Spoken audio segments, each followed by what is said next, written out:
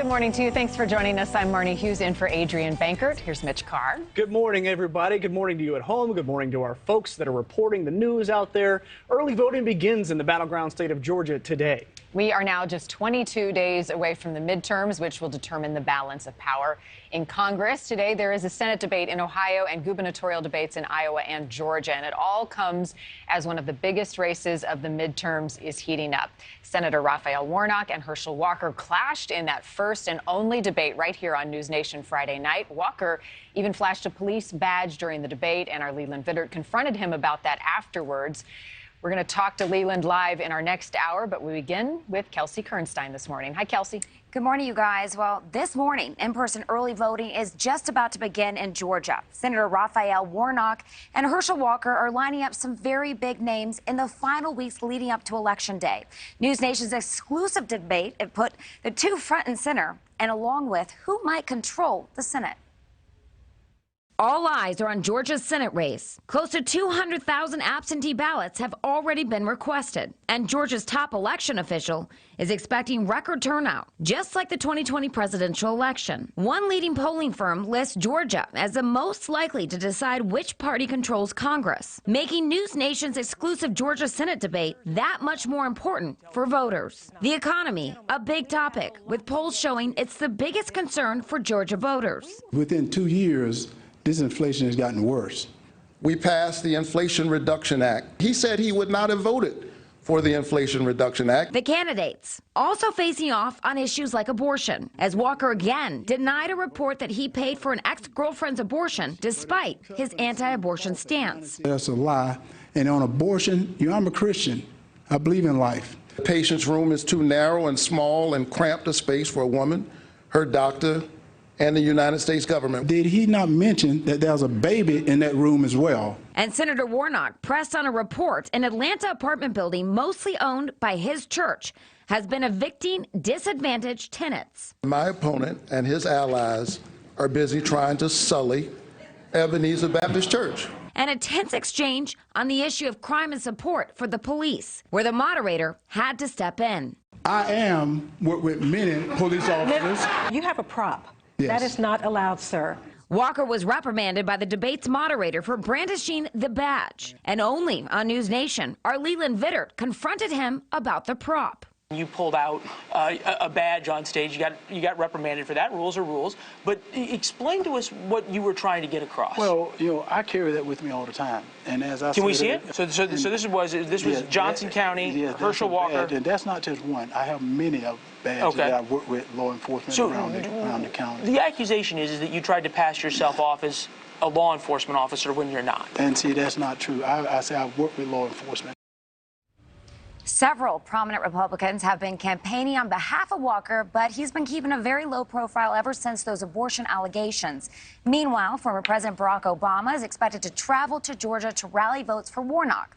However, if neither candidate gets a 50% of the vote next month, the race could be decided by a runoff in December. All right, getting heated. All right, Oh, Kelsey. yes. Thank you. Now, we're not done with that story yet. We've got Julia Manchester, national politics reporter for The Hill. She's joining us now. Julia, it's been ages since I last spoke to you. Thank you for joining us this Monday morning. I want to start right there, though. This is likely headed for a runoff. You're not expecting, or we are not expecting, either candidate here in Georgia to get more than 50% of the vote this go around?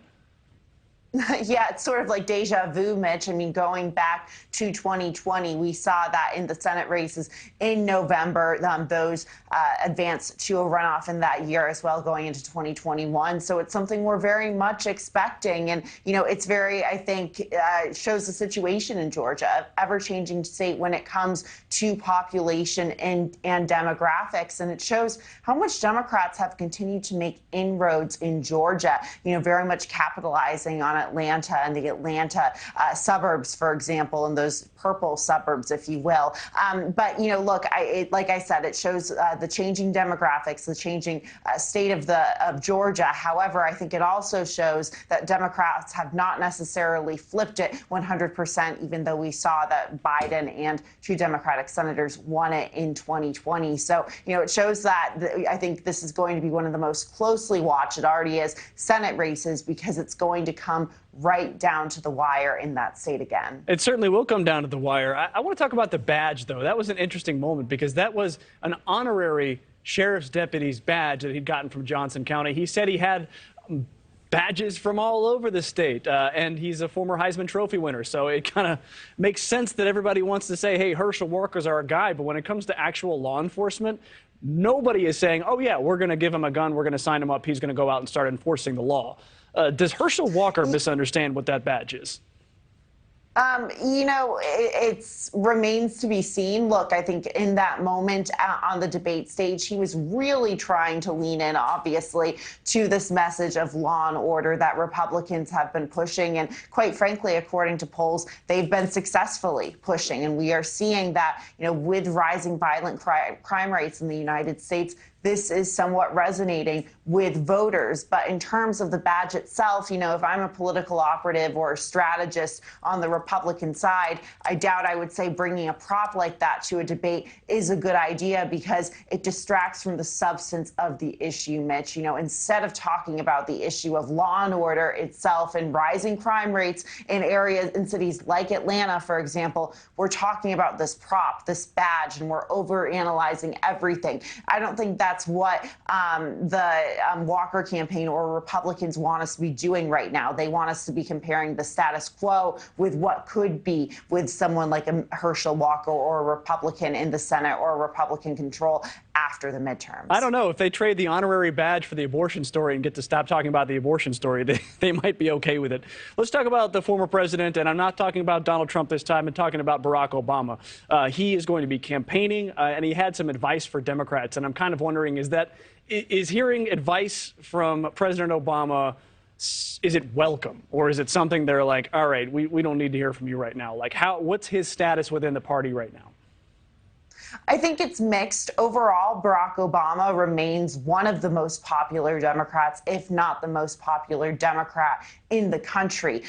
You know, he very much created a playbook for Democrats in 2008 and 2012, especially in 2008, when he won those presidential elections, very much being able to unite all sides of the Democratic Party. And like I said, he's very, very popular. That being said, though, he is still seen by many progressives in the party as being a part of the Democratic establishment. And we've seen that he's, you know, not necessarily strongly pushed back against progressives, but he's pushed back to some extent against some of their campaign ideals.